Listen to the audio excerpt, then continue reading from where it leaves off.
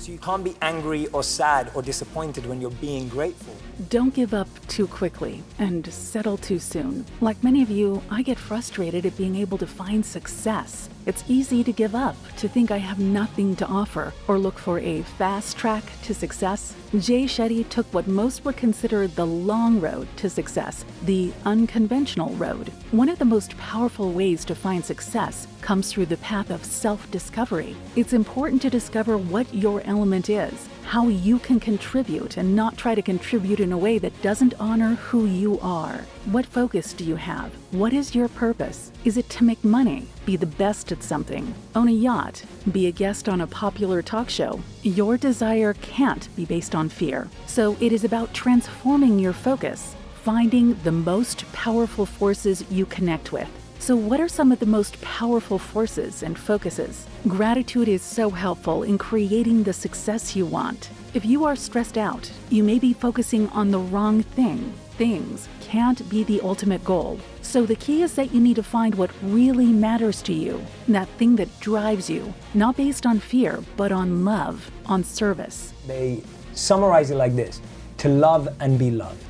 Like that is the need of humanity. This can take a while to figure out. It's not a straightforward process. It took a while for Jay to figure out and discover his power, his focus. So don't get frustrated that the journey takes longer than a few months. Self-discovery is the long road, the marathon, not a sprint. But really, when you think about it, Jay is pretty young for the amount of success he has. So really, maybe the long road of self-discovery is really the short road, the true road to lasting success. To find that dream, to make that dream a reality, you need a strategy, right? A dream without a plan is just a wish.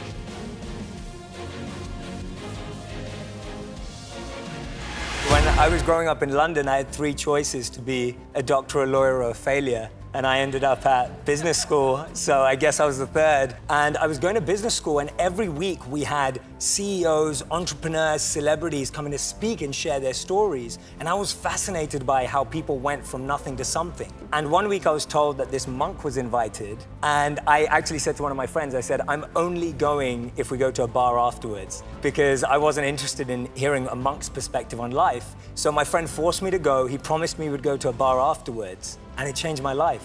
It was the most captivating presentation I've ever been to. And he spoke about selflessness and service and kindness, and it just got me hooked. So I spent all of my summer holidays from 18 to 22, aged 18 to 22, half of them working in the finance corporate world in suits and driving cars in London, and spending the other half living as a monk in India. And when I was 22, I decided to turn down my corporate job offers and go and live as a monk in India for 3 years. And half our days was silence and half of it was service. Sitting here going, this needs to be number one, you are reducing that thing's ability to be number one, because it now doesn't have your full focus. So that's the difference maker, that you can want to be number one, there's nothing wrong with that, but you can't keep comparing what number one is to someone else's goal too, because everyone's got a different trajectory. Like there are some people that are kind of come in and do really well at one thing and you're gonna do really well at another. And that's why competition has to first be in your space. Like don't compete in a space that's not yours. The challenge is that we think things come with emotions. We think things come with feelings and emotions, and guess what? They don't. So if you chase money, when you think that I'm chasing money, guess what? You will get money. And that's great. Money is really important. Money is a really important resource. But guess what? Money's not now gonna fill that gap, that void, that feeling, that emotion that you're missing in your life. We're missing a deep sense of love. I think the biggest need in the world, as we've heard many times before from all the ancient texts, they summarize it like this: to love and be loved. Like that is the need of humanity. How many of you have a crazy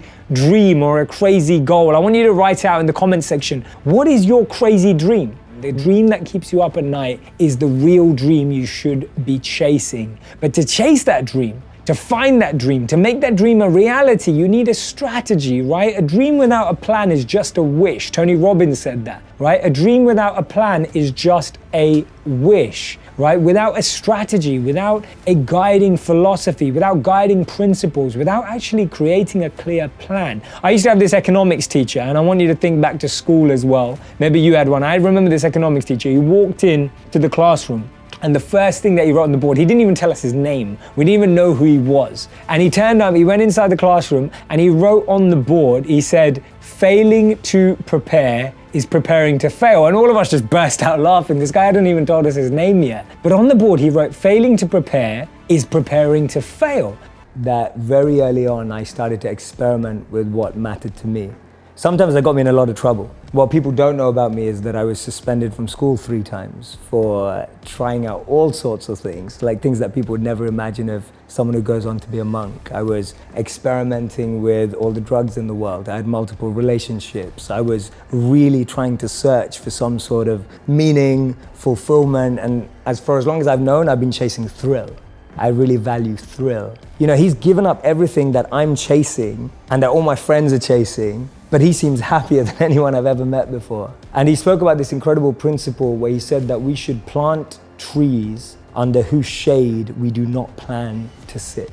And he was speaking about this principle of selfless sacrifice. And that kind of just penetrated me right there when he said the words selfless sacrifice. Thanks for watching.